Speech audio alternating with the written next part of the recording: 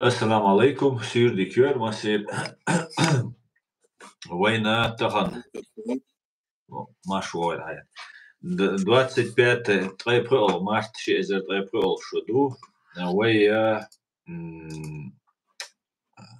цабайши толх. Стримю на платформе открытого диалога информационно-аналитического центра Президиума правительства Чеченской Республики Ичкерия. Талис стрим для нас переговоры по Украине ради переговоров и вопросительный знак. Талан стрим ночи махтаю, но раска махта хаттер дечетсуна раска махта жуаплурду эльду. Вен тойсан сахт треприт минуат ялла Европер хенца, Джахаралар хенца, трейца сахт треприт минуат ялла вен بيخ мобилт وحيد لرن هون دالشا يوا شو تدولوش يوا تاس технический проблем شو لو عند إما ويت يوا آيات إديجا و تينجا دوش لقود قويدا آيات مشهور مارشو قلبينير عليكم حومي مخوي ويا يوا صندو دنيا تلات شغلة لات أمال ندوي دك دولش وتس Саудовск ара ца решил переговорш ца украинцеш та цотяха асхшеш что та его украинцеш ца тиглилош да шмуда цунтяха кираче что ölеш кумосу одинян мого политика что баш украинш масна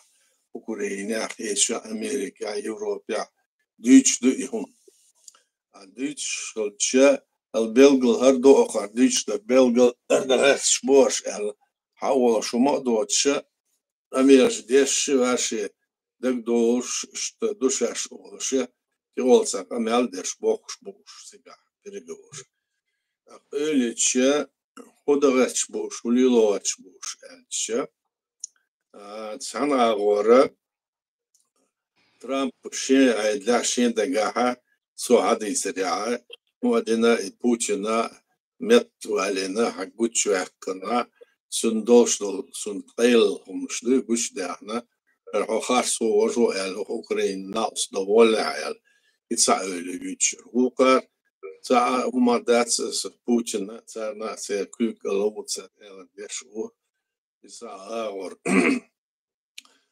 أوكرين ناقص دغات شواتل إزديشبو أوكرين إشتغلوا Цара иштует стейптейпен амершто цар. А худу os modos al ölish, mosu modu way dotsuna ölish. Belgradetsche qana ayna masara şenşende madüse wen suna hiçdere belgal hudu elşe halkıl bolser prezidentish sul halkıl boş mosu işe mela otsa имперские России мела атяна царна что легенда кан иш братца и цареген давал что-то выше мела ца ишем больше царца царца зависимость что он до цела что да худу цунаха из окарлач Трамп слач да худу ца дуйц вож дуйц мишти каш дезва эльше ца сон хетряха هو دينا بس أوكرانيا بال بامبوتها أما روسيا ستوان يقمتك لاتش سون بيدو خو بعد سوت دالواتش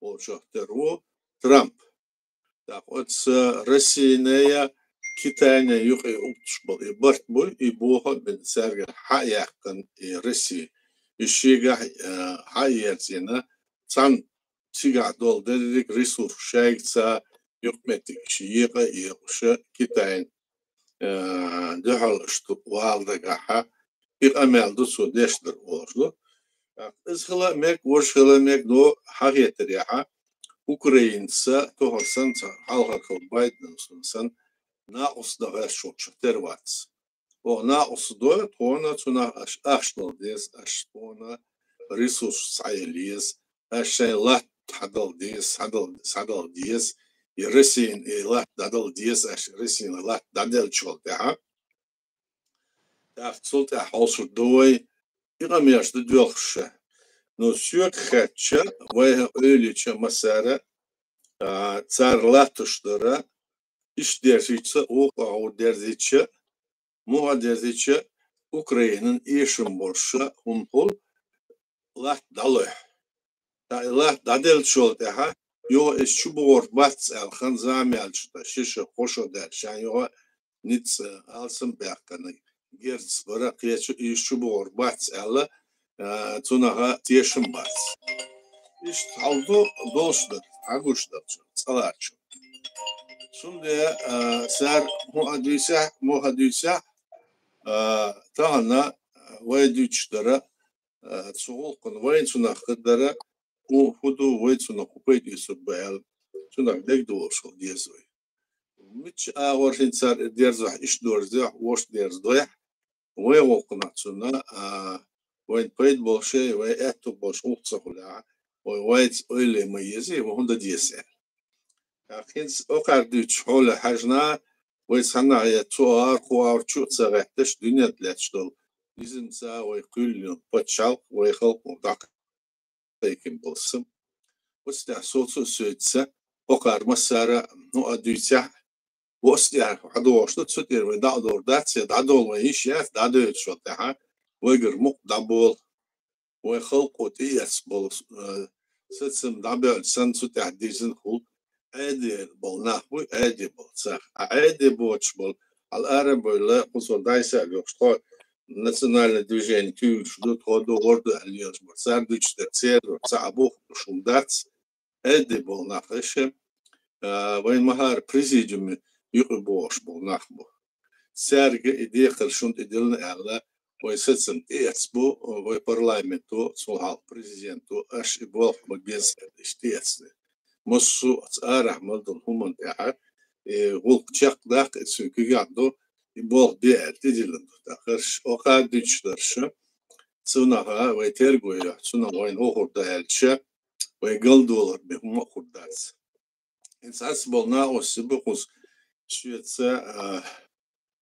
связи بولش خيط الشند جوعون آيات در جوعون درك دنيا تاع ديمقراطيات هما يات يدعيق ديمقراطي دعيق وي إنزا وين يقيا دول هما شرعت سا دين سا أصل ديزوي دعيش وين يقيا هما شرعت سا دين سا أصل در يقمتك وين يقيا دول دو معشر قدر خارصير ويمسخ هنا عليه تندوس الدنيا دول نسن تساوي كلن بتشاق دعيق دي أغر إذا أو تلميهم دخيتسون يتسقيت أمالدو يا سبيциально دوي تسانهم منتعا تسانو ديتا شان تقيد باقت شومدو شنو تساعدو إز دويس ميجردات إز دوت سيلا إنس أقار كوندو حوسنا يرمش أو ديرزا حاشن وين الصوت ديشتو أستير دادولي شياتس إشتمدو حقوش أورا أصلاً أنا مخوي أخوي قصة در يندهكن خمادات هنزل صح حدوشن حج أخته إتشرعي توم بيش أخر ده لاتش حدوش مديو وأديتش أخر وي خلق وحدوش درا شان يقيق أمال ديشنا ساتس بالأوكرين لدوس وقارا إشتا يهما خلير سوهينا توم بيرسار جورجيت الليتر إش ونعدر بيلاروسي الليتر أوكرين الليتر ويوجا حاخصة ديش شو تدال لهم سندال سادش تدال تو ويدوشتر وين وطلوي وين إش كيك دلاتش دو أورشلون وين ماستر شو إش كيك دو أول جويشنا даже от украинцдол от субох бош почавтош мел кига денис почав пят сожят цела сутидален цар дючдер цер борт бахана Трамп сей Путин اشتكيت يقول حق ويدوش وين почавка от дозен цак ezgahit saril моя адам цак ezgah адам ezgahду моя дала цер 40-50 миллион нахбуш يولد مصو ساندينه بوش إهم لاتو تسر.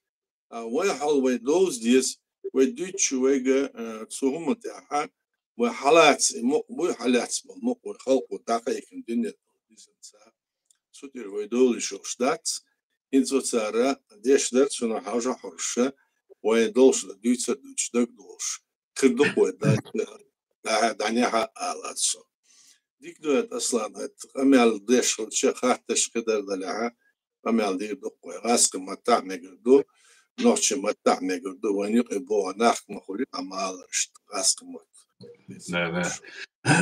بارك الله على ديري سول مثلا يو دقدا اتلاسون شيء خاطر دلا جاز دي وي تيك توك شوي يوتيوب شوي يوتيوشن وي ستريمش يو تليجرام канал شوي официально وي президиум правительства وي айдал страниц те аюшенис цутеха чувела вистгела ша вистши азит вистгела ила комментарии азит вистгела ишушон آيات هنس Trump سينيول разворот алят хача цацуман ойлич сентево ats Ukraina и агентур духйол дел мел дэштег хенс духко ал عقدال ويدر чуа хиквирсан хулк агентур хилчта мот бяча информация далуша нахилч ايش دق الجا دا تبالو ايش كنتروليرنس دق بولش سن خيتقش انفورماسيون пространство الحش دويت внутренний политик تيوزا ибахан هو تيشوي ترامبو разворотер уже шей قدوما дат около ахт вложитич от солгерза дельч تا продвижение كيزق اوكرانيا обороне алач буиш цута хо алхиетон цунделам дат тишис يا إز طبعا صنع طبعا خلمجيز إذا خلمك صنع بلغ صنع در إذا وين خوردات صنع إذا وتسمون تحب وتغاسكش بيدا عدلهم قل صنع غاسك بوي وتأوكرانيا يتير أجنتور روسيسك أجنتور يوم شهر دلقو تاقواش ستر لوش ساتسومش دو تساردينش دره وزبوخت يردع بالعيدل بيشبوش أخين زا ونخيز خدوش المسارنا تيك عالخل تي بريزيدنت بوروشينكا تي بريمير خلي تيموشينكا إيش قيلح إيش أمريكي دعبيك انتات قيلح أمريش ديش كده ديش تاقساقا وطي تيغا أريستويتش وش إذا تساردوش دره إيشين ميلا إيش تأتا خربويا أش ويبرش يزا تسوتي دالوات شليش بوش حيزوش درا مش دالو أتشدو ألشة درجة وتس خلق دوي أوكرانيس خلق سون لوش دالهم دوي تسودر دع بوله خلق أتصباله بوتش إبال ليلور بو أتصار إش كيش بو أس وإلر دال أسخشنا وينا بيدا بوال ليلوش سون ده تسويق علاتش دال إهما إسندل إهم جوال دال دينا إز بلغل يقنا مسارة ديتش دو أسيق إتسير أجنتو بيوال نتسير خلات سعيرشا مسارة مسا بتشال كمادو إسندلهم وين يقع دوز ومجر وين يقع دوش ديهم وين يقع أسخلشا وي غوش أورات أوكرين يقع سار ليتش در سار شاش تبا حكينا ليتسوش دا ليتسوش شيء نو دقهم دقتيغا كاي لاحظو تسيري همش سونا اسخل ميق آل خل ميق آل شم مغرم ساعدو دولش اختردو شاش سوغولقن بول بدي شو ما دوس وي محكا وي سوغينات ساعدو شينات سوغينات إتوم لابويد شينات سوهمن تاها كيز كتيرغو ير آل كيز تيرغو ير سون تيرغو ير وي اكتو بوتش زان آوري وي بوختي دادول ديز وي خيبا تشال بول ديز وجد ديز قدر ديز تحت بومبش دي تشخلق ديش اشتعمديري وي وق تاقوينا آردو چو تاقوارح ليوش در وينگوشنو اشتوب دوق أصلاً سنادر إذا بلغلا خل ميغشدو تاقت سناد سيرقى اكتخل چوهتر باس تاقت سولقنا ارشا كيدا بوقا نوما دولار داتس ارشا اسبولز بدي شاي آور بيت يزبيزي ترامب ومتسون حقيقتر بداتس از دوشتر بلغلوشن وشوين إيش ملا سؤال تعمدوي Украина, то есть Украина или отец России не нападала на Украину, а да и чего Belgula şumdu çödüçler. Да. Asırda koçuna. İşte asla. Çalar. Ja Telegram Telegram. Halat inmiyorsa ya. Halat inmiyor. Все, Дикий волк, Так, أخ أقص وحشوا يازن комментарий вишес масить язина куиса ваешент ах дальше Hayır. Давай. С точки зрения религии ислама Ичкерия по своей структуре соответствует всем критериям Корана и Сунны. И это однозначно кто против Ичкерии, тот враг религии. Выходит, кто против президиума, против и религии, и страны Ичкерии, и против чеченского народа, потому что президиум – истинная власть Ичкерии. Тот, кто выступает против Чеченской республики Ичкерия, является отступником ислама. Аль-Хаттар Духудешты. Ведь предателей из числа чеченцев называли мунафиками и муртадами. Вот и комментарий их ясен куши мысляш. Но здесь Худадыр Худальча по нашей конституции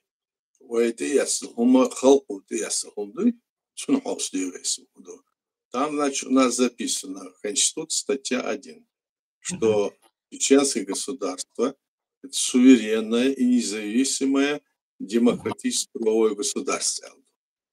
Это один вопрос, который точно определяет, это базовый как бы вопрос. Суть что оно суверенно, независимое и демократическое, и правовое. Эмоцию компания чуть-чуть. Что свобода вероисповедания чуть-чуть. Но это не означает, ведь даже если там записано, что государственной религией является ислам, там же параллельно пишут, что почему? Потому что в большей части нашего народа, там 90%, это верующие, значит, мусульмане.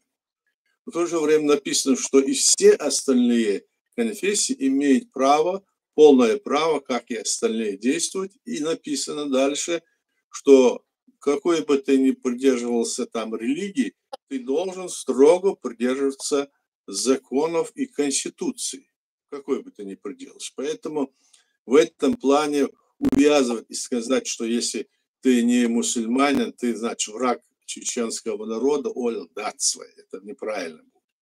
Другое дело, что свобода воли изъявлений разных религий,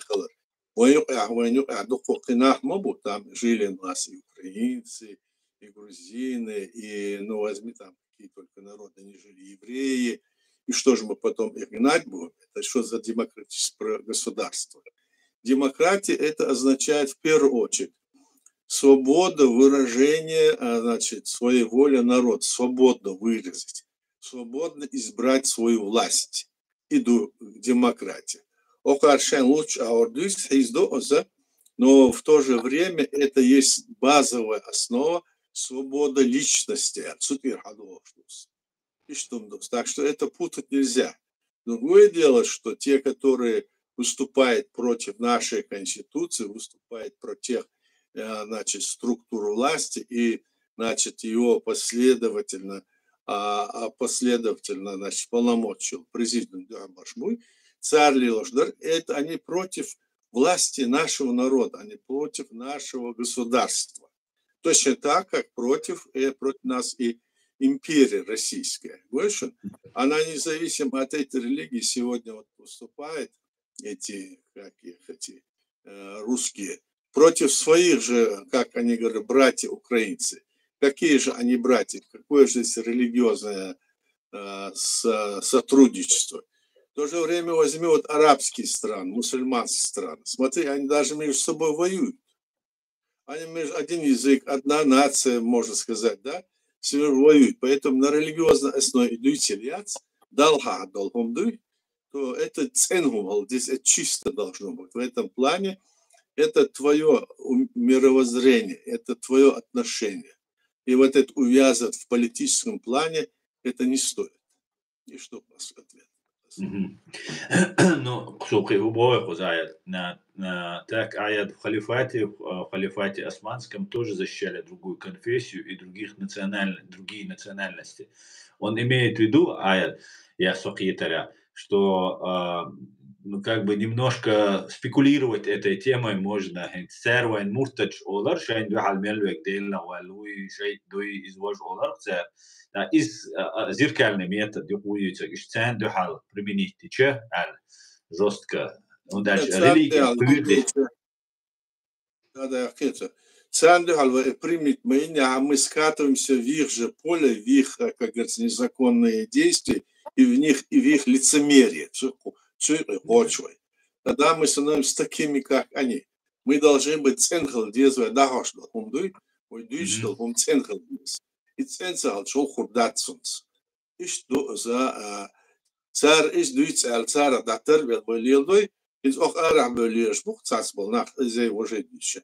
شايس وين تقول دكتور دليته شان يق متجا تسعن خليته وجد سرديت أو وين مو خل سر تسعن إيش قص حبيحكن بيجنس شبو إيش أدلين خلق نظام دوت شبو شاش دو القرار دقيقة دين وين بتش على القوت إلي أسمع دوكمنت شدو على سسمش تيبن شاش شستا رسيدة دوكمنت تيبن ناقص وين تسعن مو خل أي تهان صحالة ديمقراط شدو البرش أخيو ريليجيوز بو البر يوه أخيو يوه بيرزنا يوه ديمقراط شدو أنت تحت شينا 17 году شاش يوه ناسنو شريعة يسون الصوت يعبو أهنز إدول شعبويل بالمي ديمقراط أبيش يشبو عشان حاجل صار قيسلو شدو دا سودا صار تدخل شمايات زوي ويتسندلا وحدا عشتو ويخلق مبالغ ويتشوتش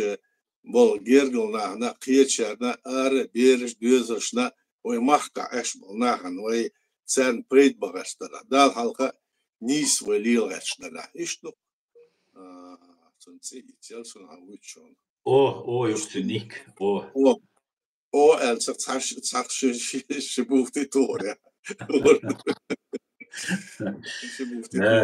Не парился еще, не кеш. Особо не парился. Не запарил. Ну, постоянно вопрос слушаю, активный пользователь Word. Ши лазам букву убийца, ши сагат, да. Аят, переговор на Украине. От Эрия Саудовской Аравии цара хинц барт хиллатер, что Deutsche Welle нобохис, что Черное море тугалваски корабль шлилардат, так его гражданский судаж как военный использовать дирдат, то есть для перевозки, для наблюдения, там других третьих вещей, видимо. Раскша в обмен, раскша заявление дина, в обмен дир душаш бог. أخير برت بينبو أمريكانش غاز خشاش يدير دو يجورن موري حيوح أمريكانش حباح ديش مبوت ياجري يجورن موري دير دوشاش но при условии что Россельхозбанк патрушевый банкюз цутир санкции снять дирю يوصلون على نشر يردو كروتشي بوش استقام يلدو هو الخيطان شين يجورن موري حباح أمريكانش غاز خشان دير санкции снять ديش что был мир будет тем более патруши у горотель у горбью чарявик.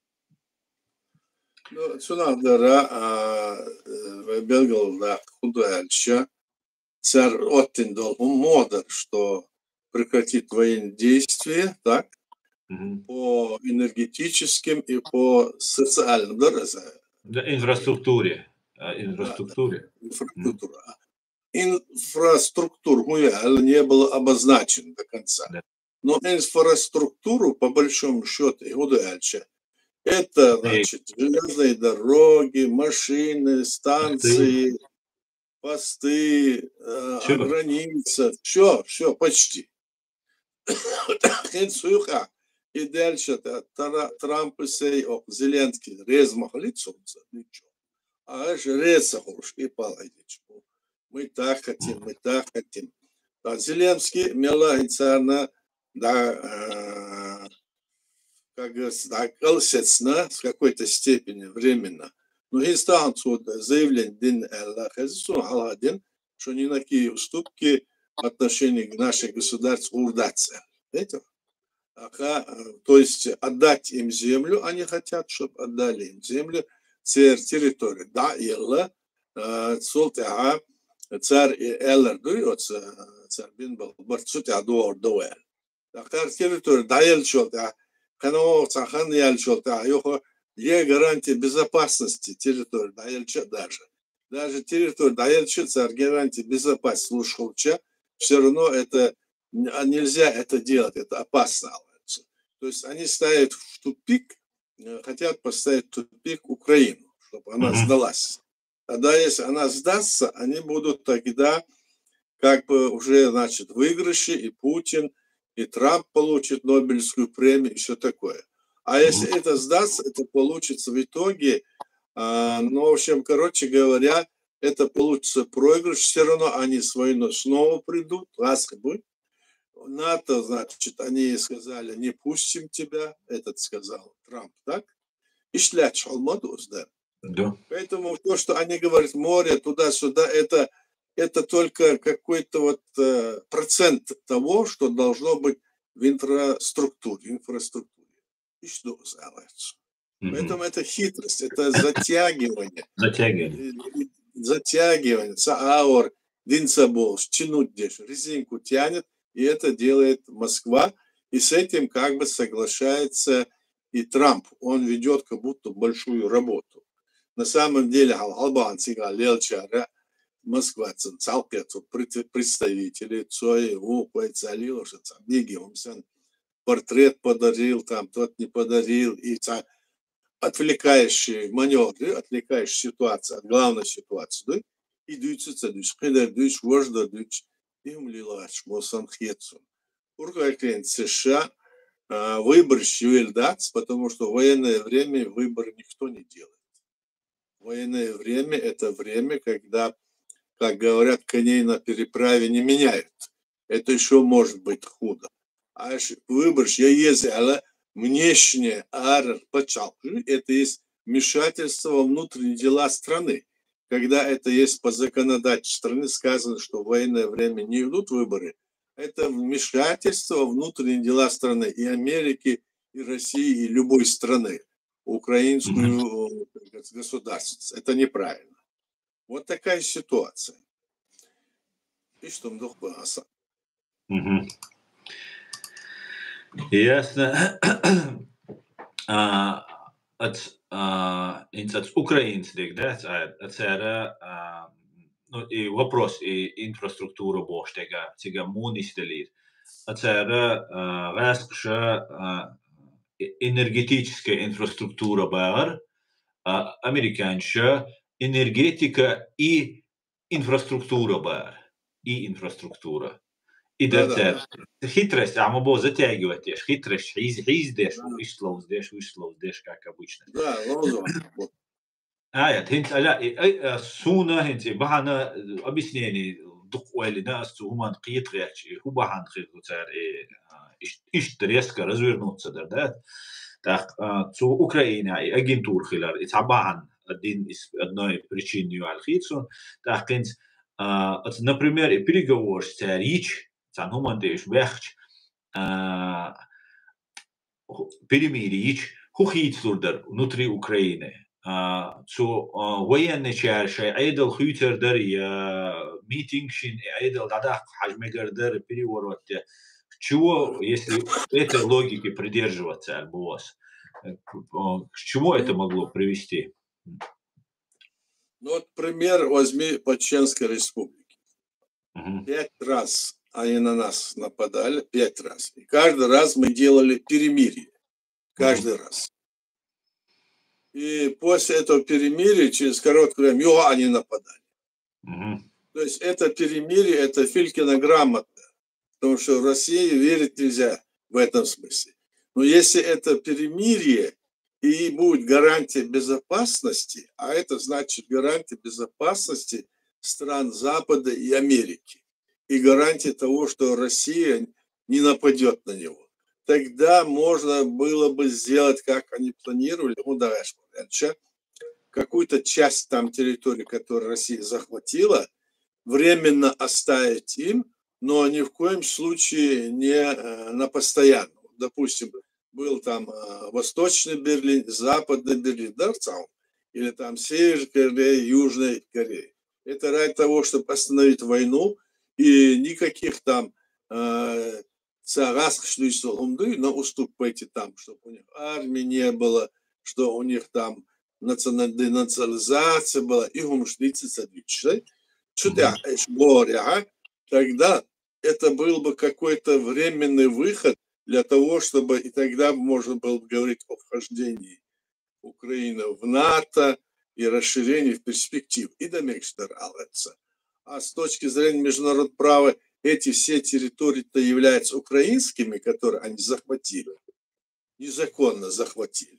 Вот их и даралятся. А это перемирие, вот как мне это видится, это просто обман.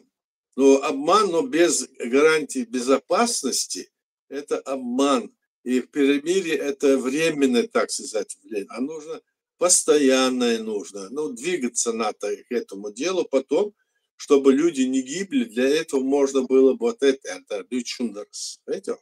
Вот такая ситуация, насколько я вижу. Хорошо. Мега дубар клайде рейсвер так хуза цахаттардар Армения лайца кадесер.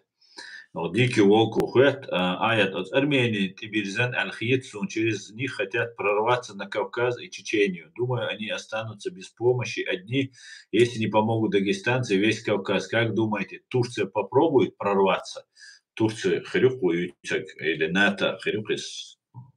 Как ты думаешь? Дестабилизация? Я думаю, что вопрос это должен не на Кавказ прорваться, так? А вопрос это напасть на Россию. На Россию нападать никто не собирается, потому что это разговоры такие. Россия, она они ее еще в 91 году застолбили, что она является, в границах, которой она обозначена, что она признана на международном уровне НДЦР. Но есть, конечно, и недостатки, в которых мы говорим, что они незаконно захватили нашу территорию, они захватили, территорию еще раньше вот этих республик, которые должны были создать свое государство, в 92 году, подписав федеративный договор незаконно, втянув их туда. С этим можно еще говорить. А по поводу Чеченской республики, они захватили ее. Единственное, что они могут сделать, помочь нам в этом вопросе на международной арене, признать наше государство, эти страны. А так военным путем они не пойдут, потому что нет никаких аргументов. Иначе они станут похожи на эту Россию, которая сейчас нападает на Украину. Как она напала на Грузию, как она напала на нас. Сегодня вот некоторые, я слушал передачу, украинские там блогеры, они вот начинают перечислять и говорят, Россия там что сделала? Она взяла, напала на Грузию, потом на Украину, Молдову там и дальше. А про Чеченскую республику не говорят. Это вот блогеры. Вот есть такой Тезис Гаузен такой, ведет вроде хороший, такой, такие вещи говорит, сидит. Как будто бы он не знает это, что они напали на нашу территорию первые и начали вот это все, убивать, столько людей поубивали. Он молчит. То есть у них какие-то вот такие двойные стандарты у этих, даже мне не нравился этот Тензигаун, да, а они такие вещи вот заявляют. Поэтому здесь мы должны быть внимательны в их позиции, понимаешь, вот. Они готовы, как говорится, нас слить сами, то есть они не до конца, они готовы слить нас, другую ситуацию, они готовы слить, значит, они готовы слить и все остальное. Что ты думал тогда? И что? Это правда, она должна быть, или это демократия, или это вера, или что угодно, она должно быть, или не должно быть, наполовину не должно быть. Сказано, если с точки зрения международного права вы действуете, так действуйте по полной программе. Правда, это блогер просто, но все равно я говорю, вот такие вещи проскальзывают. И что было? Баркалая, Дерейсоль. Аят, Оказа, Растер Даркус. Собор дела.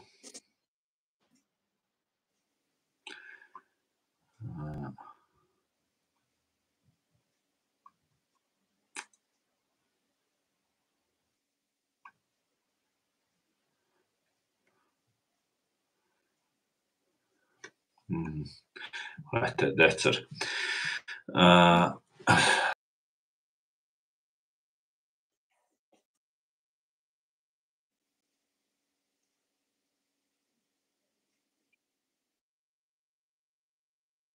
Сразу полная приостановка. Ну, перемирие, царь Алара, скорее всего, это как договоренность с Андус. Это у нас тоже было, договоренность несколько раз делали, значит, для того, чтобы потом перейти уже на окончательное, расширенный договор. Это вот для этого это делается. Так, и вот то, что они там сейчас делают, это, ну, как я слышал, это как бы челночные, значит, переговоры, напрямую не ведут переговоры, а через кого-то посредник. То есть ищут какие-то ходы для того, чтобы вот что-то мы делали. Было бы хорошо, если бы эти переговоры шли и людей не убивали. Они сказали, давайте, и в то же время начали еще больше убивать, да еще убивать мирных людей. Вот сколько они начали засылать разные свои вооружения, там, дроны, ракеты. Сколько они убивают, эти кремлевские сидельцы. Вот они чем занимаются. Поэтому сегодня, когда этот человек вот так себя ведет, преступник, собственно говоря, по всему миру известный и воспринятый, и его сейчас пытаются обелить в какой-то степени, или хотят его привести в чувство, убрать его, вместо того, чтобы его убрать, они пытаются Зеленского убрать. Зеленский может иметь свои недостатки, но в то же время, имея или не имея, он сегодня, в общем-то, так старается, и видно, что и народ его поддерживает, и ситуация понятна украинскому народу, как я вижу, многие его поддерживают в том вопросе, и позиции, которую он занимает сейчас. И, да, и раньше он занимал, как я понимаю. В общем, вот такая ситуация. А как это сейчас развернется, они это как-то, значит, мол, прячут, то есть мы тайно говорим. Вот они с русскими сегодня говорили, а ничего не говорят особенно, что они там говорили. Ну, говорят, это там технический вопрос, они настолько много их, то есть все, мы не можем все сказать, потом будет сказано, мы занимаемся, и там все, мол, хорошо. И что мы ждем, царь, молодец. Такое дело. Hins pirimīri joboš kameldiešļ i dronšiettar hins tagan Dagestania štirāktkhila šizrivkhila ca cīnučuākhila ca sotavu svязчуākhila šinnačuā gaziat šinna cīnučuā šinnačuā gaz iqqanalla šinna dom ca kel dom dučuā gazioču vaja sotavu svязью ciga gazioču ши цатер iqqanio и хунду эскалация перемирие шельч и цанцадо и бартбацер военные чери политикши убахандатиши. Но дело в том, что здесь есть во время война, есть люди заинтересованы в том, чтобы эта война продолжалась. На этой войне они наживаются. Они получают медали, ордена, они в должностях повышаются. Если там газа не было, значит, они газовый баллон привезли, взорвали. Так логика получается, если это газ. То есть это вот поэтому. Потом, когда вот если там то все, вот вы не дали нам победить, что-то и уж двигаться. То есть есть люди, которые заинтересованы в этой войне, внутри даже, внутри. И это видно, ты же помнишь, наверное, как они друг друга там и расстреливали, убивали там своих же генералов там, и то все это было, так? Да. И сейчас то, что они хотят вот в Дагестане там какой-то переполох устроить, это понятно, что они хотят сказать, что ситуация нестабильная, так? Сказать на этой основе где-то какие-то себе, значит, выигрыши как политические или экономические сделать. Я думаю, что только по этой причине. Сейчас конкретно мы не знаем, это нужно расследование вести. Это по всей России также, так? Да, Это по да. всей России вот так идет, не только там. Поэтому видно будет, это трудно раскрыть бывает, и да и никто не занимается. А кто это делает, как делает, пользуется моментом, что-то там местные свои проблемы решает, может быть, местные там разные, как говорится, группировки, возможно, говорится. А так, Мгм. чтобы там они напали на Россию, там через Армению пойдет, это маловероятно с моей точки зрения. Это значит нападение на Россию получится. Здесь весь Запад и Америка не хотят нападать на Россию, а через Армению они пойдут. Нет, вряд ли. Вряд ли. Да, А, конечно. Hins и перемирие заморозить конфликт на линии соприкосновения Олцерцена и Донбасс, Крым и Лач Юму дерзит Украину. Диш штуки раз шандуй. Да, вот они хотят этот Крым, эти восточные земли, даже те, которые царец Чубяхин, Наляцин, ну и царь Чубяхин 22 года. И территория, да, это ценится, и тон халуэл, даже он, как говорится, развял. Нет, нам надо, вот мы захватили кусок, допустим, Донбасса, да, он рига Донбасс айлеза, по границе айлеза, либо между.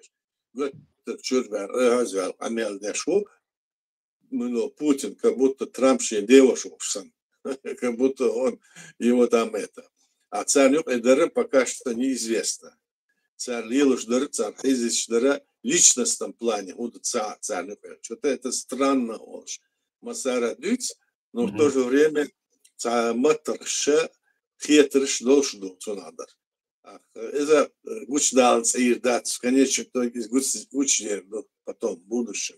А гучдер, он цалар, что она, ишмела легенда, цик айдл диардер, я так думаю. Hins Украин Эшен Россия чала масана в первую очередь Дахар Америка зидатис. Ишцауле. Но в политическом плане царь это экономический юхметик мою Трамп царь изичер ахетер, а в политическом плане с точки зрения международного права в лице перед всеобщим мировым сообществом авторитета Америки от Трампа, по крайней мере, даже и за счет него Америки даял шуалович.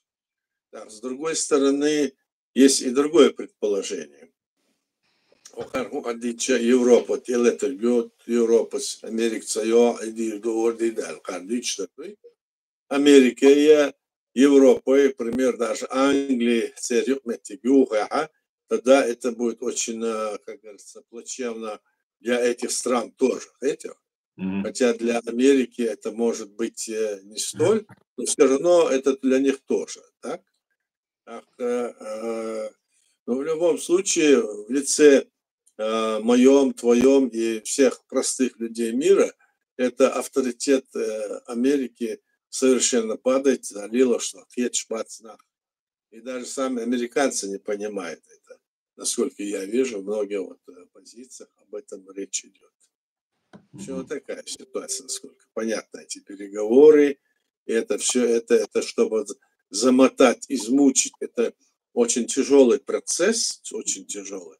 Это хитрости, уловки, недоговоры, там какие-то запятые, какие-то там буквы недостаточно. Вот видишь, там американском написано и социальная структура, а у этих нету. Те говорят так, почему, как, теперь это одну букву там давай разбирай. Почему и как. Короче говоря, ситуация так вот идет на уровне вот таких отношений, челночной дипломатии. А этим временем это продолжает бомбить. Конечно, многое зависит от того, будут ли санкции усилены против России. Будут ли у них деньги или нет. как здесь будет? Вот в чем вопрос. Говорят, я слышал, там была передача, что Трамп собирается поехать в Китай, если там они отрегулируют свои отношения. Он приглашал китайского лидера, теперь тот его туда поедут, и там будут где-то в апреле, что ли, они разговаривать. Может, тогда что-то изменится. Как это, что? Посмотрим. Тем более, вот торговый баланс между Америкой и Китаем очень высокий. И здесь вопрос стоит в том, что у России есть это атомное вооружение и ресурсы. Вот они, значит, здесь вокруг этого как мешка, как говорится, с этими ресурсами и крутятся туда-сюда. И этим пользуются вот эти бандиты, которые сидят в Кремле. Можно вот так сказать, и все. Хочу найти Цекаря Рехтерса, бывший федеральный прокурор США Джессика Абер, которая ранее занимала должность прокурора Восточного округа Вирджинии, была найдена мертвой в своем доме в городе Александрия, штат Вирджиния, утром 22 марта. Ей было 43 года. Джессика Абер была назначена на эту должность президентом Джо Байденом в 2021 году и получила единогласное одобрение Сената. Она ушла в отставку в январе 2025 года, вскоре после вступления в должность президента Дональда Трампа, чтобы он смог назначить своего преемника. На момент ее смерти Абер уже не занимала пост прокурора, но ранее она вела ряд громких дел, связанных с борьбой с терроризмом, организованной преступностью, утечками секретной информации, включая дела ЦРУ, а также расследованиями мошенничества, в том числе с участием российских граждан и компаний. Все говорят больше на Россию пытаются это как бы взвалить, но тут сейчас целый перечень перечисляется ее дел как прокурора, генерального прокурора. Это Россия отважилась бы убить прокурора в Америке, как вы думаете? Ну, почему нет? Если им это удастся, они сделают. Но это какой-то мотив должен быть, для чего это нужно и какие она будет получать в России плюсы здесь. Единственное плюсы то, что там какие-то, скажем, дестабилизация в Америке, то все. Сегодня, по-моему, это не нужно Путину. Русским. Наоборот, да, старается, чтобы там было, что Трамп хороший, ему не дали. То есть у него не его интереса. Это может быть другие какие-то там мотивы. Или неизвестно. Так что это следствие покажет. Мне так кажется. Хорошо, спасибо. Так, Машуэль Аят Бохю Буря Бохчу. Рад, Аят, что вы нашли время для нас и для многоуважаемого нами Аслана. Бохю Буряс. Амин, амин. Так, кажется, вы... Так, почему так бегаю? Так. Эд, салам, дорогой. Салам, уважаемый Аят. Салам, брат Аслан. Боэц. Приветствую его. Массерга, салам, маршал. Душун чумелуэна, чумвежели. Так.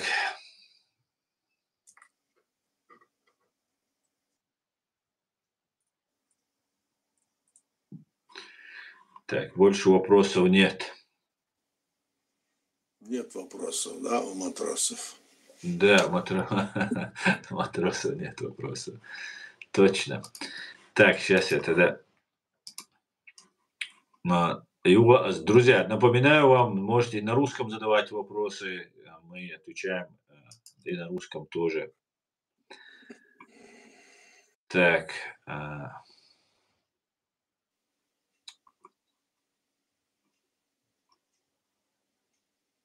Так, Москва тоже горит. Вчера горела, точнее, пожар, странный пожар, Москва. Да. Иногда мне кажется, что они это сами взрывают. Что-то они Может быть, может быть. рассказывают, что-то такое.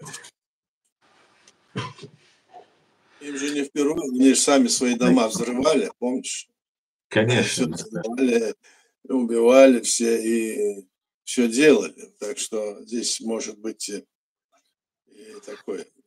Я разговаривал тут с чат GPT, и ему говорю там за одного деятеля, что он работает скорее всего, что я подозреваю, что он работает на Россию.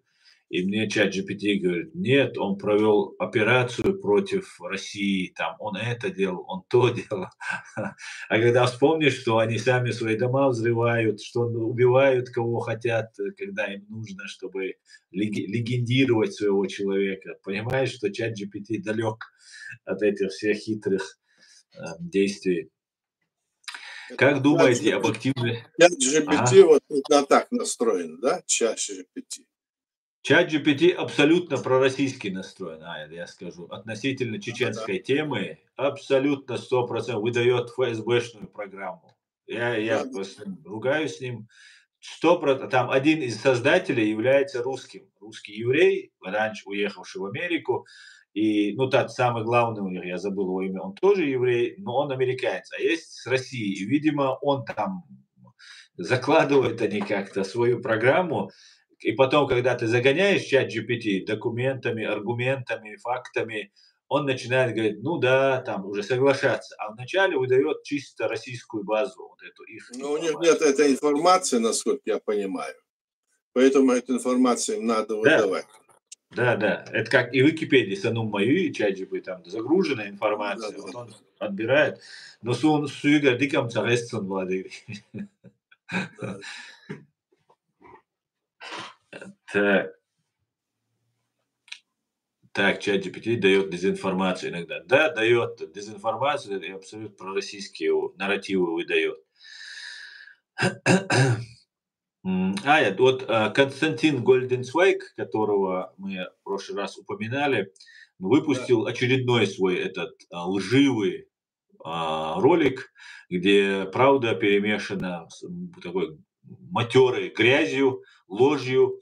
И в одном из эпизодов он общается с Измайловым. Есть такой провокатор, который от «Новой газеты», там вроде бы военный, может быть, ФСБшник, непонятно кто, который у нас дома занимался обменами пленных.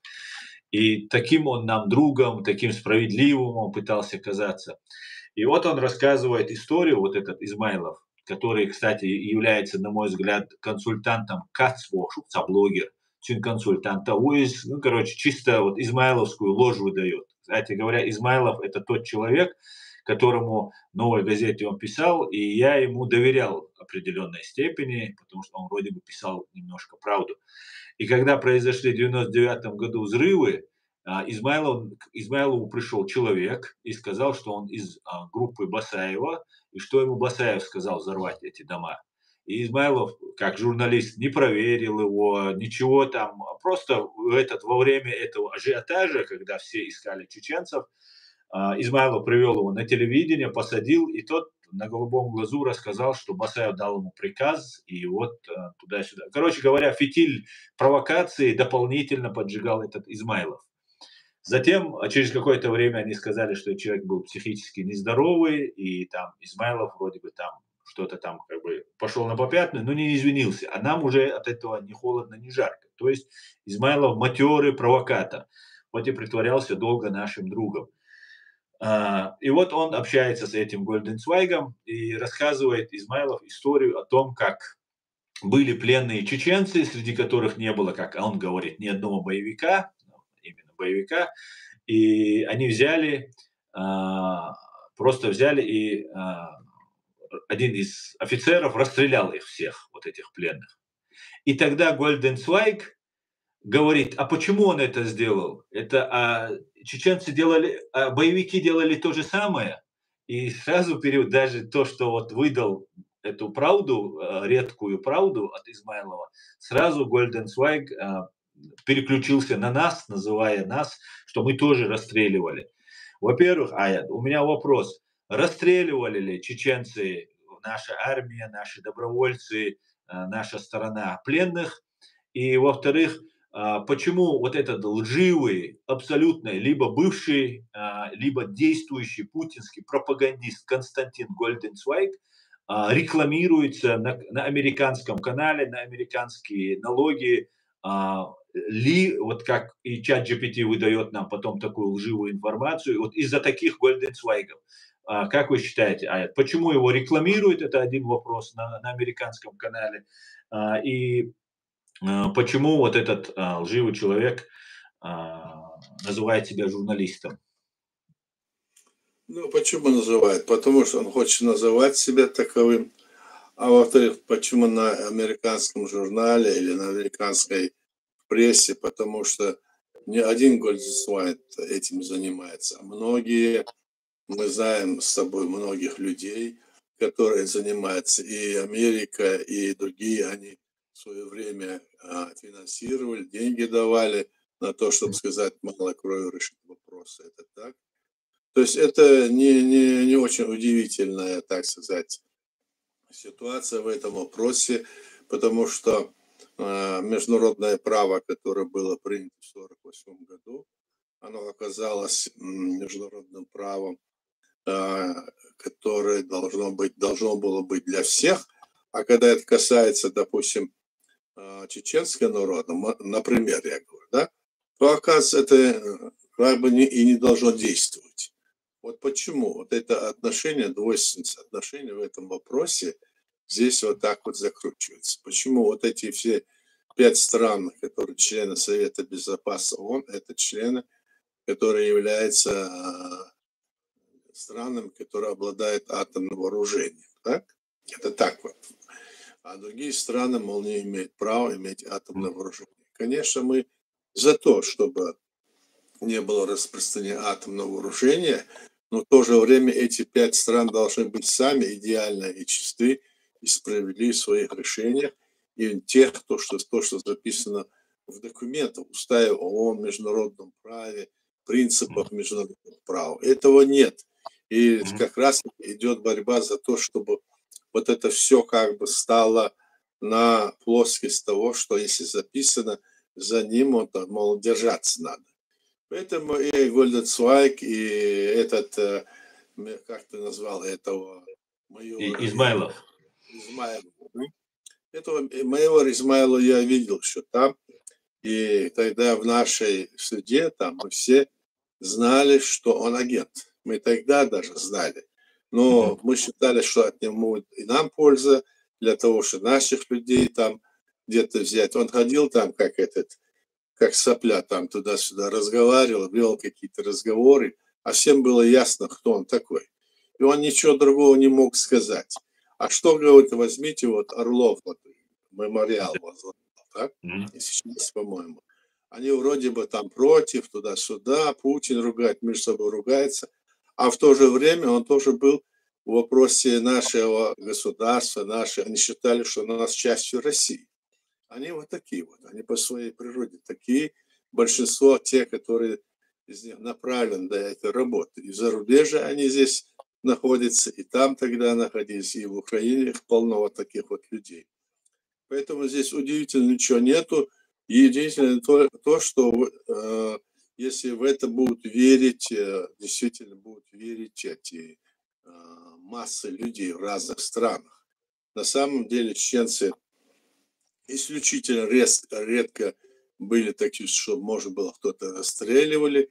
Я был первый заместитель Госкомитета обороны и помню, что таких случаев практически не было, только лишь случаи каких-то там попыток противостояния, так, или в попытках бегства, может быть, такое. А так нет, не было. Наоборот, мы старались их обменять для того, чтобы получить взамен своих людей. Так что здесь этот разговор Измайлов, то, что ведет, это понятно. Он выполняет тот заказ, который у него есть, и этот газета, как она называлась, которая он был, в какой он газете был, этот Измайлов? Новая газета, ФСБшная газета. Он в новой газете вместе с Политковской там был, да? я не знал, но, короче говоря, он такой вот. И их, которые там были, ходили, эти правозащитники, даже этот сам Ковалев Сергей Адамович тоже был, по сути, большой такой. Вот недавно Орлов выступал и говорил, что этот Ковалев никогда не был за независимость Чечни. А мы Да, он знали, всегда был за русских да, а парней, мы за это русских знали раньше. мальчиков. Да, вот недавно он говорит. А мы это знали, много раз встречались с ними, они вели там какую-то там свою хитрую политику, внутри там они хотели перестроиться, что-то делать. То есть они хотели свою перестройку там внутри сделать или измениться, а вот нам, которые хотели там страны и народа, против этого они фактически были. И проводят эту работу и сейчас. Так что, а простой народ там вот мало что понимает то, что происходит. Поэтому мы должны быть очень внимательны, конечно, когда это говорим. Вот там даже сама вот эта Анна Политковская тоже была на таком же уровне. Вот сейчас многие ее там хвалят и все такое, и я там воздаю ей должное. Но в вопросе нашей независимости она была против. Я с ней беседовал, я знаю это. Она даже была против того, чтобы мы поставили вопрос на обсуждение в Совете Европы. В Хельсинки она выступила там против. Представь. Да, вот так вот А я было. за нее топил всегда. А? А Не, я ее мы за то, что она спасала, там, помогала людей, она правозащитник, все это, здесь нет никакого. Ну, а в вопросе вот нашей независимости, и то, что мы создали, об этом вообще ни речи не было. Никакой речи не было. Посмотрите, в ее речах нигде об этом нет. А мы знали об этом, поэтому мы говорим, и сегодня все наши люди, да и те граждане, которые нас должны понимать.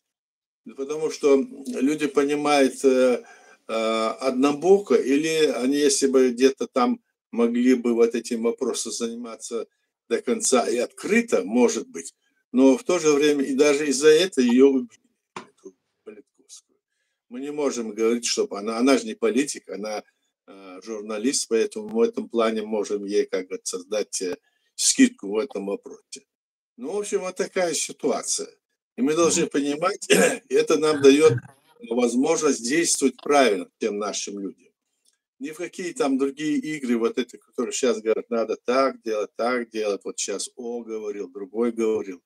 Все это надо, эти фантазии оставить и опираться на то, что есть международное право, есть решение нашего народа, есть решение, значит, Конституции, все это есть.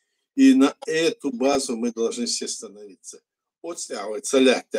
Кыняк мы бачын цаларчын он махпай. Окар му адуйца цах был чар эрбел чар ало вокруг Завгаев лел был деятель шму берегш еще. Они все тоже, значит, вроде бы вначале начали почал Кулуриал тоже свою резолюцию приняли, а потом, когда вопрос ГКПЧ стал, ал Москва, да, баланса, в Москву уехали 19 августа, перешли на сторону, значит, ГКЧПистов. То есть вы выступили против своего же решения, которое они приняли о создании независимого государства. Так что здесь вот есть шалгона, шолщу, и поэтому людей надо не только по словам, а и по делам за ними следить, и четко надо видеть позицию, какую он занимает в той или иной ситуации. И это будет тогда, мы будем в этом вопросе наиболее близки в правильном, двигаться в правильном направлении. Вот так. Аят, вопрос. Баркал Дейрейсуль, Аят. Дейрейсуль. Вопрос к Аяду от Эда Мамедова. Я недавно слушал интервью Закаева с украинским журналистом. Что вы скажете? Вот недавно с экзотическим Карпенко там было интервью у Заки. Ну, что я скажу? Закаев не имеет никакое права говорить от имени Чеченской Республики Ичкерия. Он, значит, отошел от нашей основы в 2007 году. Он и с им же созданным так называемым парламентом из 5 человек, которые он прихватил свои, эти 5 человек он обозначил парламентом, назвал, так? Он звонил мне, хотел мне такую вот предложить аферу. Я ему отказал и сказал, что это нельзя делать. Он занимается, все, что он делает, это не имеет никакой основы нашему государству и нашей стране. Никакой. И то, что он там рассказывает, что я там возглавляю там национальное самодвижение, все такое, он там путает многие вещи, и там, значит, даже ни слова ему не задается. На какой основе ты, мол, являешься? Он говорит, я являюсь, и все. Ему в Украине это верить. Этот, кто там, Золкин был, да, с ним говорил? Карпенко. Карпенко. Ну, Вот, такой же. Карпенко. Ну, вот он и с ним говорит эти вещи, и говорит, ну, говорит так, говорит. Так он давно там крутится, там другой, там, и там есть силы в Украине, которые, или интересы, которые хотят использовать его, или которые, значит, на самом деле, Закаев все это время, его все действия, все решения, которые они принимали, они фактически были на пользу России. Они принимали документы в 2001 году, в 2002 году, потом в 2003 году резолюцию принимали в Копенгагене, из которого следовало, говорилось, и там этот Закаев, это организатор, все это, что территория Чечни является частью России. Вот и ответ на все. И украинцы это должны понимать, когда вот мы говорим об этом, они должны понимать. Проверьте документы, посмотрите, все это есть.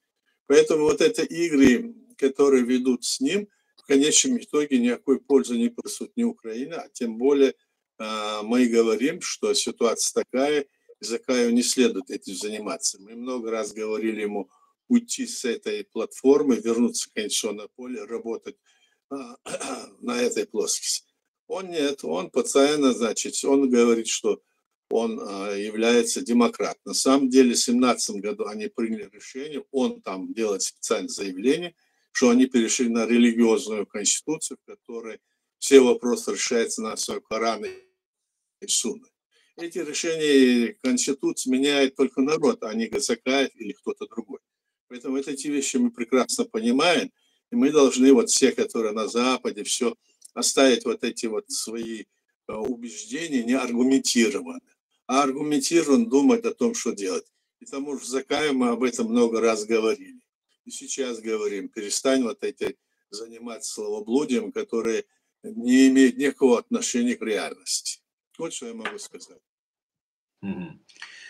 А почему за все это время вот этот с ним общался экзотический пропагандист, другие общаются, и ни разу, вот мы столько говорим, вроде бы они нас знают, слышат, все прекрасно, не задают ни один ни пропагандист, ни журналист в Украине вопрос, почему вас обвиняют, что вы работаете против Ичкерии, против чеченского народа, на Россию. Почему вот этот вопрос в воюющей стране не задают? Неужели там вообще нет свободы слова, нет журналистов? Неужели там сплошная такая тирания у них установилась? Ну, видимо, такая установка.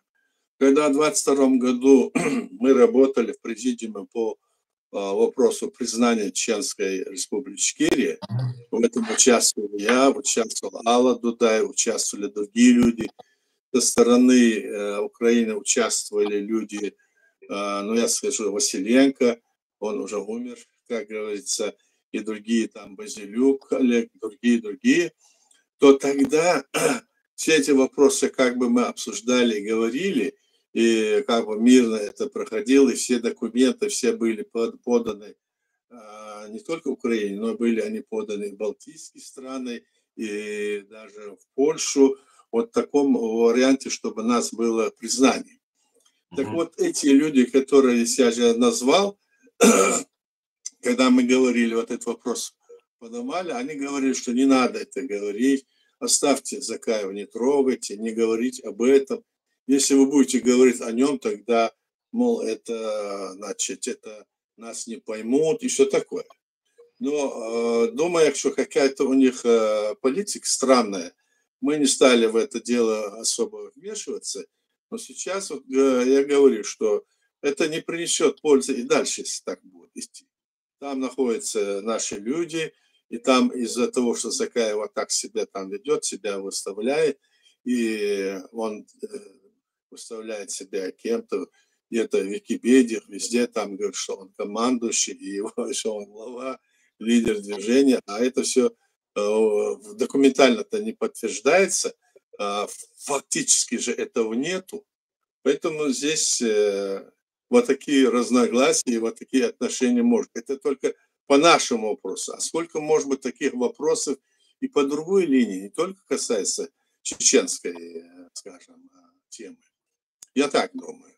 А так, видимо, есть такая установка в Украине, если так вот об этом говорят.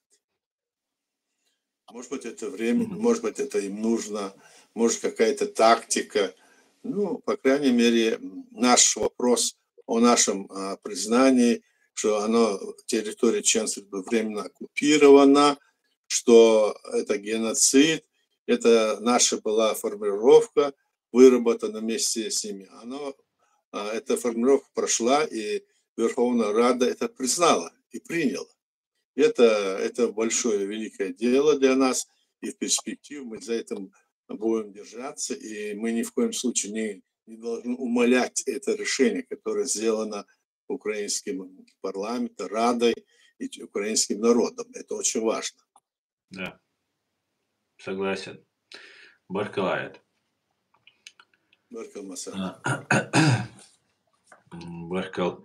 Ну, конечно, очень странное поведение, и это, наверное, объясняет, почему Трамп и Америка поменяли резко курс.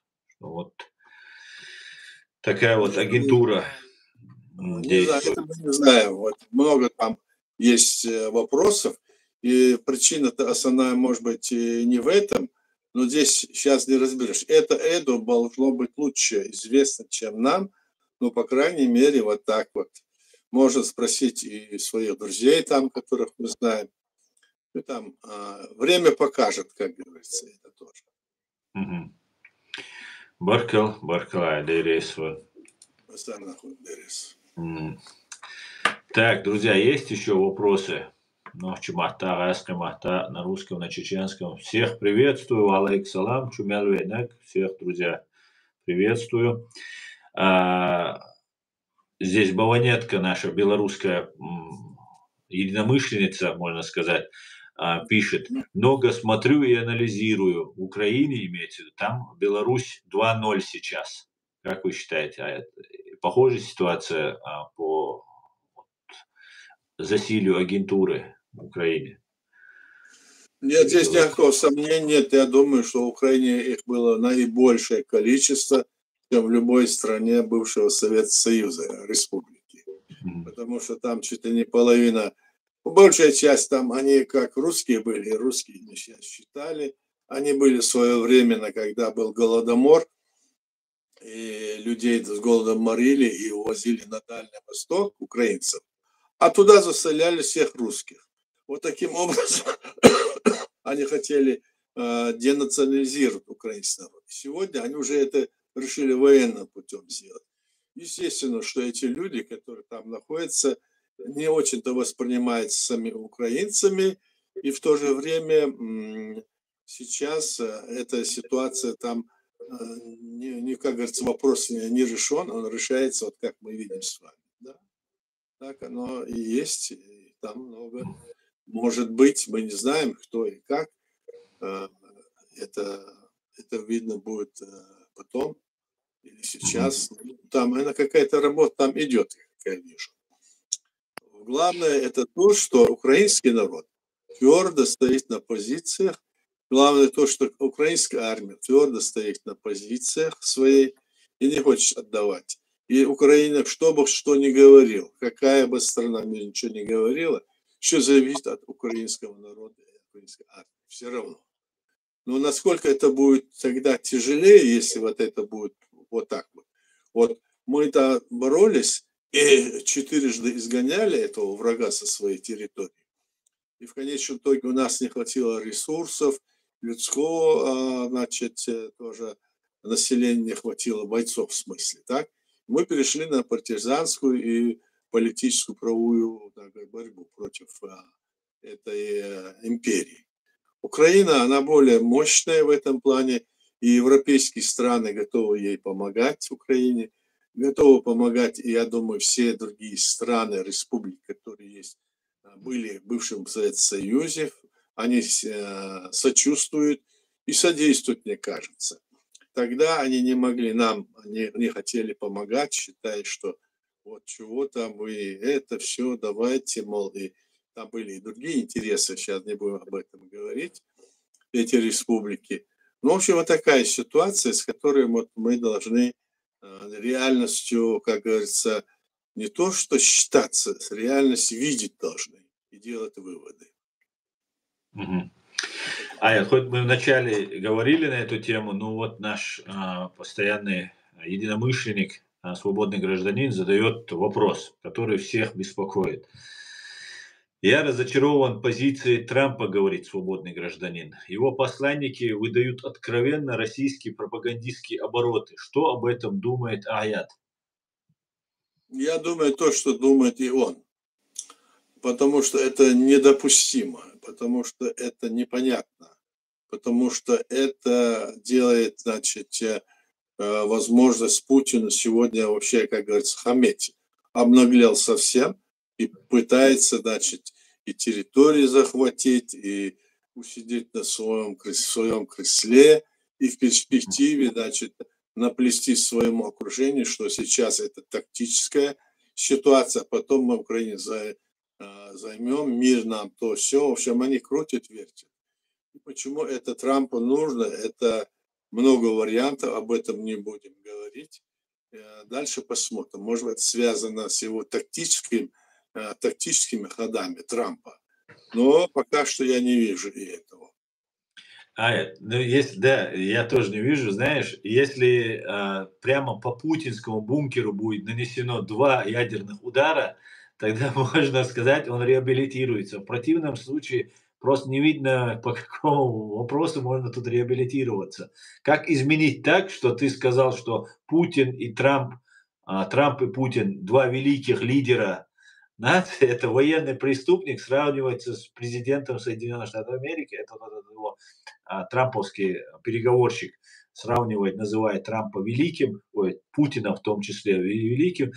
Просто что может произойти, полная капитуляция России, удар ядерным ударом по Путину, по его башке прямо. Что может произойти, чтобы это все оказалось тактическим ходом, а не сдачей всех позиций, которые Ну, уже здесь вопрос, Аслан, в том, что по большому-то счету надо думать, что они пытаются как-то этот вопрос решить все же мирным путем. То есть не убивая людей ни с обеих сторон, не Мгм. нагнетая обстановку, не доведя ситуацию до того, чтобы можно было атомные бомбы бросить, так? Или Мгм. другие какие-то страшные оружия не применяя. Они для этого сидят и там разговаривают. Но с другой стороны, переговорщик второй, который вот Путин, так, он вообще хамит и вообще задиристо, тихо, задиристо там, он посылает их, как говорится, на все стороны и хочет, чтобы все, что он говорил, вот теперь вот моя ситуация, давайте сделайте то, что я говорю, иначе я не буду вообще, я буду, мол, нападать. То есть вот это хамское поведение, бандитское поведение, вот и все. Пока что. А от того, что он такой, скажем, бандит, к примеру, нельзя же на него похож, его способом действия, потому что вокруг тебя есть люди, есть перспективы, необходимо, значит, содержать себя в такой, ну, скажем, в такой ситуации, чтобы мир и люди видели, что вы боретесь за их интересы, да и сам ты в душе, если такой. Если это так, это один образ. А если это не так, и только ради денег или долларов, другой, это другой вопрос. Так что здесь все эти вопросы мы должны взвешивать и посмотреть, что больше, что более реально, что менее. И тогда будет видно. Сейчас, по крайней мере, пусть они будут сидеть там годами, переговоры вести, но надо, чтобы война остановилась. Вот что важно. Война остановилась, и на каких принципах там безопасности вот это устроить. Предложение, которое сделал им Зеленский, правильно. И это предложение, кстати, они разбираются там. Это же Зеленский сделал им это предложение. Давайте вот так. Вот они сейчас вокруг этого вертятся, а этим занимаются американцы, занимаются украинцы, все вот они занимаются, посмотрим. Может быть, сейчас выйдет после многих вот этих заявлений, которые делает сам Трамп, и вот он должен делать что-то, а он ничего, как бы в ответ ничего не делает, этот Путин. Может быть, он его как выведет из седла, или он что-то скажет, или не скажет. Видно будет тоже. Мгм. Ситуация непростая, да. Да, вообще запутанно. Продолжая свой вопрос, следующий вопрос задает свободный гражданин. Есть ли у попыток заигрывания администрации Трампа с Путиным какая-либо долгосрочная мирная перспектива, на взгляд Аяда? Ну, по-моему, вот с самого начала об этом речь и шла, что должна быть. А если это у Трампа, он же в самом начале говорил, что я за 24 часа, мол, остановлю войну. Мгм. А он ее не останавливает. Теперь они говорят, я не говорил, какие 24 часа. То есть, когда это было, какие. Эти 24 часа еще не пришли, как будто бы. Ну, в общем, здесь вот эта игра слов, как бы. Понимаете, вот здесь, когда переговоры идут, я говорил там, там важно каждая запятая, каждая буква или каждый союз, точка. То есть, и потом это все, как бы, знаете, вот так вот. Потом это изнурительно, и потом люди, многие, если некомпетентные в вопросах вот переговоров, некомпетентны в ситуации, так, то их легко и обмануть тоже. Иногда идут давление, подкуп. Вот я же помню, когда у нас были переговоры, каких только вариантов они там не пытались использовать. Вот такая ситуация. Вот как раз на эту тему, Аят, вопрос от Шамиля. Что говорил Аят, когда участвовал в переговорах, угрожал кому-то? Шамиль, вы имеете в виду, Аят ли угрожал, да? Аят, вы угрожали кому-то на переговорах? Нет, я никому не угрожал. Я только, значит, требовал соблюсти всю процедуру, требовал, чтобы, когда они предлагали, значит, вести, подписать договор между Чеченской Республикой Ичкерия, Россией и Чеченской Республикой Мгм. Завгаевской, прорусской, да, чтобы там это подписали. Я отказался и выступил против, и потребовал, что это убрали. И они пытались несколько раз меня, значит, и где-то на чем-то, значит, заловить или подставить, арестовать, как им это и пытались это делать они. Но мы не пытались, я пытался только делать таким образом, спокойно вот этот вопрос провести, как у нас должно быть по нашей Конституции. Они пытались, кстати, они тогда подписали, не наши первые, которые туда пошли, подписали протокол о том, что этот Басанин Шамиль со своим отрядом является бандой террористов. А то, Мгм. что Россия напала на нас и убила к тому времени около более 100 тысяч человек, это не банда террористов была у них. Так что такие ошибки делали, и из этого вывод мы делали, и поэтому здесь на этих переговорах были такие же, значит, реакции с нашей стороны, ну, как говорится, адекватные, пытаясь решать нашу проблему. Ну, ситуация, так как видите, такой ход получила. Так что я не пытался никогда никого там оскорбить или там кого-то запугать, никогда. Мгм. Шамиль, я тоже до конца не понимаю этот вопрос, но я зачитаю, как вы написали.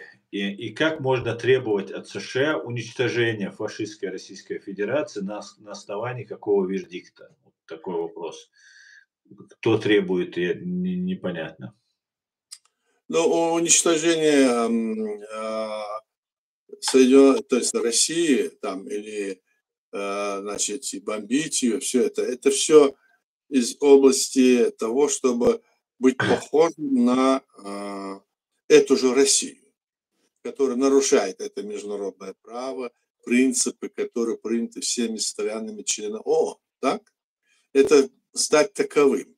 Если, допустим, как говорится, ты, значит, с собакой там общаясь, она лает, и ты начнешь лаять, какая из вас собак хуже? Вы одинаково становитесь. Поэтому в этом вопросе люди, которые вот участвуют в этих переговорах, они, в принципе, они говорят о международном праве. Нет-то нет, они всегда где-то там говорят. Вот по международному праву вот так, вот так, вот так должно, говорят они. Ну и здесь никогда мы не видели, и ты помнишь, Асан, никто не говорил, что нужно Россию развалить. Это были некоторые такие, значит, шаги, которые предприняли некоторые деятели, скажем, на Западе и в той же Украине, мол, надо развалить Россию. Так? А это Я было, тоже, да, это было только на пользу Путина, который тем самым дважды выступил и сказал, вот они хотят, чтобы мы развалили нашу Россию, чтобы наша кровь братская друг друга лилась, это, мол, ласовцы и все такое. Помнишь, наверное, да? То есть это вот эти выходки, они были не продуманы, или они были вброшены. И в этом процессе по развалу России этот же Закай участвовал, подписывал с ними какие-то документы, как будто он имел право на развал России. Так что это было в пользу Путина, и Путин это воспринимал соответственно. Ну, справедливости ради, я тоже, сам пришел к этой мысли. Не знаю, может, мне они там вбросы делали разные, что я пришел к этой мысли, но я думаю, я сам пришел. И я подумал, и моя логика была проста, как до безобразия, как говорится. Я понял, что мы одни попробовали, не получилось, потом попробовали Кавказ объединить с Грузией, там мы пытались, дагестанцев пытались, ингушей пытались, не получилось. Я подумал, что нужно не Кавказ освобождать, а Россию разваливать. И я пришел к этой мысли, что если развалится, то автоматически все народы получат свободу. Поэтому такая вот у меня была, умозаключение такое было. Ну, понятно. Каждый имеет право на свое мнение, но теперь ты видишь, что происходит. Ты же видишь, мы же Да, никто говорим. не собирается, да, Да. никто не собирается разваливать. Хотя Кирилл Буданов тоже об этом говорил, карту показывал, а это уже намного как бы Кирилл информированные. Буданов мог все угодно показывать, так? И это не значит, что он был прав. Но мы сейчас видим, что ситуация такая. Если ее развалят, то ее должны развалить изнутри. Народы, и народ в это, они должны.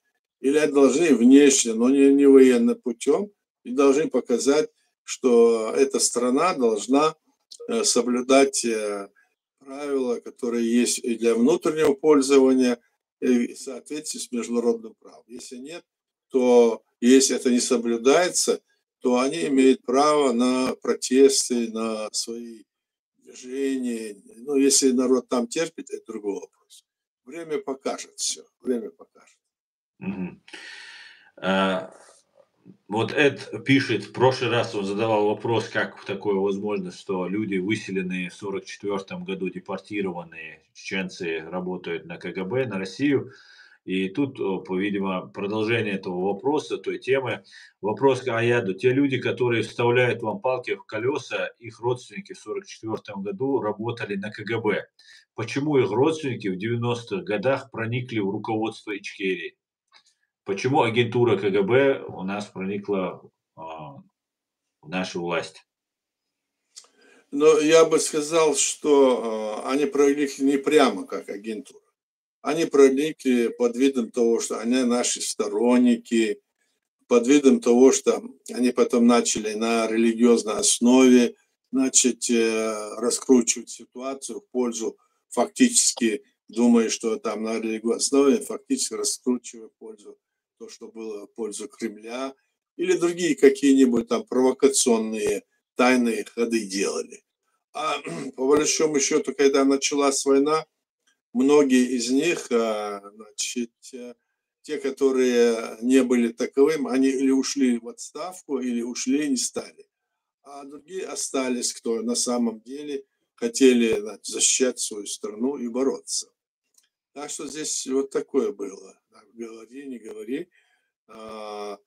Почему они и как они, это уже к ним вопрос. они, эти предатели, эти люди, которые не понимают то, что понимают простые люди, которые живут в этой стране, что им надо дать возможность жить, развиваться, они в первую очередь думают о том, чтобы себе вынести в этой ситуации какое-то благо, закрепиться в должностях, материально, видя, что такая ситуация. Даже армейские вояки этим занимаются, даже российские, мы знаем. Я думаю, поэтому, что теперь делать? Они были выселены, и среди них вот люди, вот, допустим, любой там человек мог быть родственником любого человека, дальним или близким, и он действует, здесь не скажешь, и это в любой стране так, в любом обществе. Но главное, чтобы жесткое в этом отношении было законодательство, и главное, чтобы страна выжила в этой ситуации. Вот что мы говорим. Мгм. Да, на самом деле этот вопрос и я тебе задавал, и я других тоже спрашивал. Да, Вот как, например, Ахмад Кадыров, который окончил медресе, было понятно, что он работал на КГБ, вот он оказался внутри, ну, не самым верху он был, конечно, он при Масхаде уже поднялся, а еще и при Дудаеве он где-то там ошивался, занимал, не знаю, муфти был он или нет тогда, но тоже какой-то вокруг ходил да около. М, Не было сил, не было ресурсов, чтобы следствие, прокуратура или кто у нас там, как это называлось, это департамент, здесь господи, вопрос д не в силе, а вопрос в ситуацию, которая складывалась, так? мгм, Вопрос, что было в этой ситуации до этого, можно было додуматься или нет?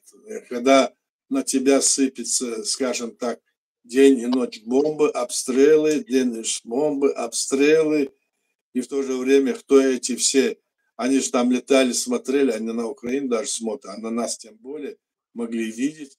И в этой ситуации они потом скрылись, кто есть кто, потом только. И многие из них, некоторые из них даже думали, что это есть спасение, так? И даже если бы мы и противостояли бы вместе с ними, все равно нас бомбили бы, и они тоже могли погибать. Некоторые приходили в ужас и требовали прекратить сопротивление, такие тоже были тогда.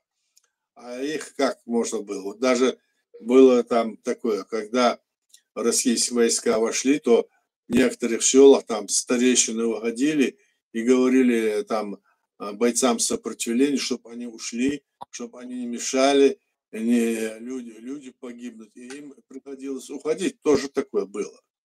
Так что здесь говорить об этих вещах сейчас, может быть, просто как факты, а что и было и как, мгм. я вот не беру сейчас точно сказать, насколько это глубоко было, как говорится, эшелонировано.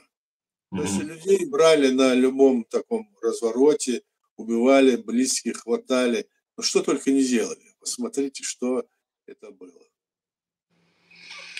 Баркал, свободный гражданин, я сейчас твой вопрос прочитаю, но по теме, пока сейчас я это прочитаю вопрос. В Грозном было отделение КГБ в 90-х годах. В 90-м году вы читали эти архивы? Да, я читал эти архивы. Ну, как сказать, я был в комиссии, 13 человек нас по инвентаризации. Мгм. Я был депутатом в первые дни, и меня туда включили, так как я по технической части был, я Мгм. инженер-строитель. И там мы наткнулись на этот архив. И в этот архив мы когда подняли, мы увидели, что там, сколько этих было. Ну, это было как в библиотеке, вот, знаете, по районам, по По фамилии. алфавиту, Ага. подымаешь пофамильно, и смотришь. Там можно было, мне кажется, месяцами сидеть, но нам не пришлось месяцами. Некоторые все смотрели, быстро сделали то, что надо, и туда пошли, смотрели. И определили, что религиозные деятели, которые у нас были, 99% все докладывали КГБ, все. Ну, не только мусульмане, но и христиане, и другие, и все-все-все.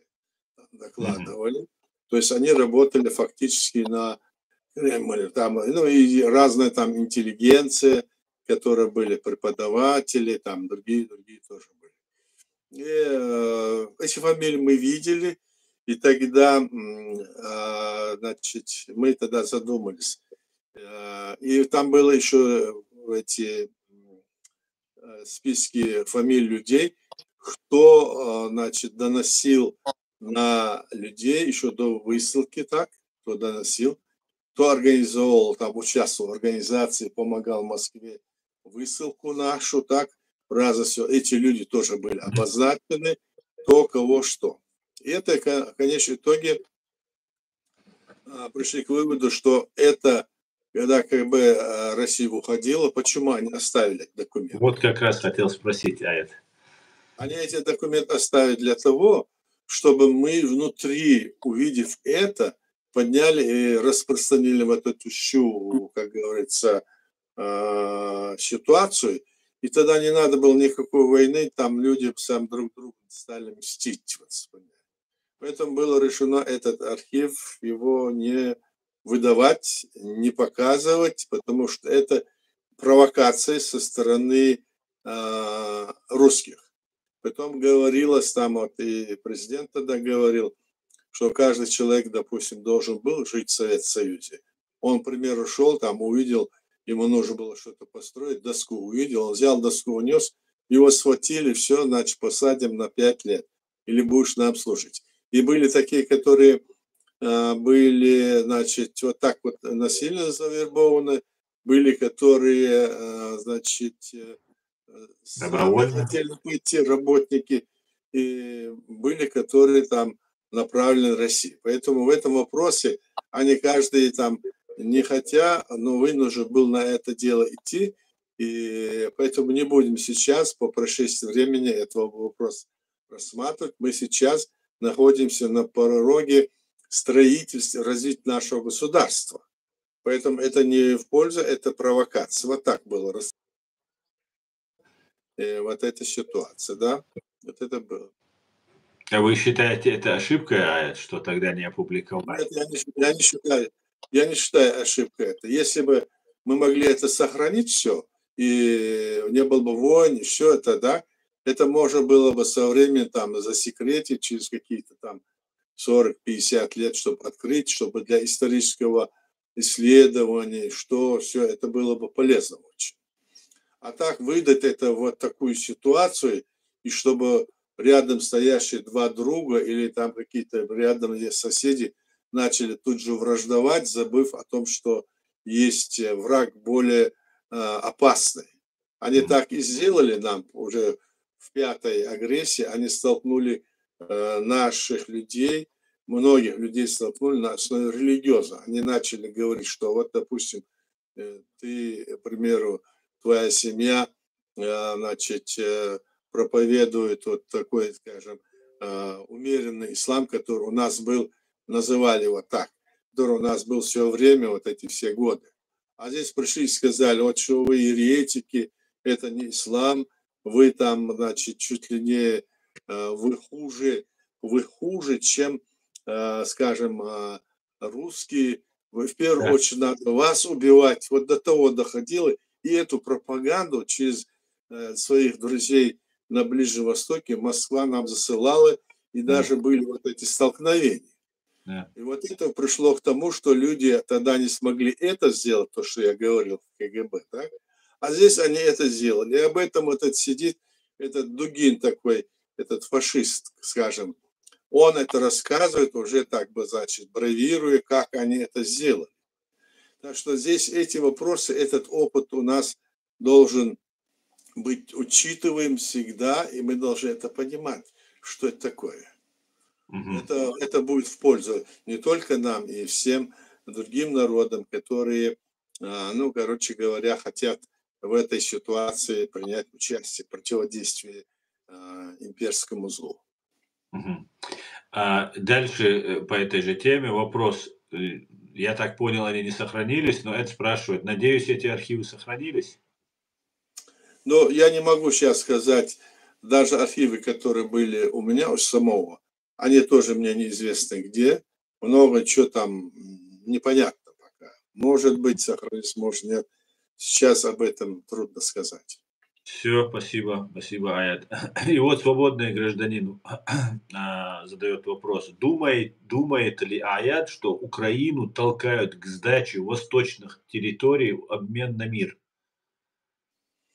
Да, я не то, что думаю, я вижу это что, но это должно быть да, не сдача, они как говорят, что это, значит, временная, значит, ситуация по приостановлению войны, и этот Зеленский, они заявили, что эта территория в любом случае наша, мы ее не будем для временного приостановления, как будто бы они вот вроде бы Москва-то хочет на постоянно их захватить, и даже на это временно этот президент и другие, они требуют гарантию безопасности, то есть чтобы в этом случае гарантировать не как вот Будапештские там договора или другие минские, стамбульские договора там или как их называют договоренности, не так как там, а чтобы это была гарантия безопасности, уже документ был составлен по полной программе, не как где вот какие-то буквы не доделали, где-то там что-то, что нужно, не дооформили, чтобы этого не было. Вот так требует Зеленский и его команда, как я вижу сейчас. Это правильный подход, и если с этого подхода он не будет отходить, то вероятнее всего они хотят Москва и в том, и в другом случае Москва все равно начнет войну, если не будет гарантии безопасности. Вот о чем здесь мы должны говорить, мне кажется. Понятно, спасибо, Баркал. Друзья, есть еще вопросы? Если вопросов нет, я предлагаю закругляться, заканчивать наш сегодняшний стрим. Ну, у нас половина стрима прошло на русском языке, половина на чеченском. Спасибо всем. Баркал масана дерес хуйль, ая дерес хуйль, она масана учавист кылчана дерес хуйль.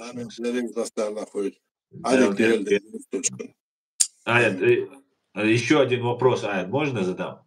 Давай. Это пишет вопрос, поэтому зачитаю, что в прошлый раз он писал, и я ее закрыл, и он говорил мне за то, что он не успел задать. Аят, как вы думаете, может фашистская Российская Федерация подводят так, чтобы внутри фашистской Российской Федерации сами начали себя утилизировать и начать гражданскую войну? В принципе, я не думаю, что это возможно, потому что если надо исходить из того, для чего это нужно, для чего. Если гражданская война начнется, то это значит верный признак того, чтобы Россия, эта империя развалилась. Так? Если это выгодно, это могут сделать только те, кто выгодно. Так? А сама империя, Путин, они же хотят сохранить себя. Да. Они же там сидят, и все это не потому, что вот так они себя ведут, потому что они хотят жить и хотят, чтобы дети, и другие там у них остались, и в истории остаться хотят. Я не думаю, что кто-то там может вот эту из-за центра эту войну внутренне начать. Другое дело, что какие-то там движения, какие-то силы, так, которые будут изнутри вот этот вопрос поднимать, и если это потом разгорится в развал России, это другой вопрос. Но в принципе я это не вижу пока. Баркал, Адикёль, всего хорошего, друзья. До свидания. Адикёль, маршваль, бюсте, парёль, марна, шкобал, Аминь. Адикёль.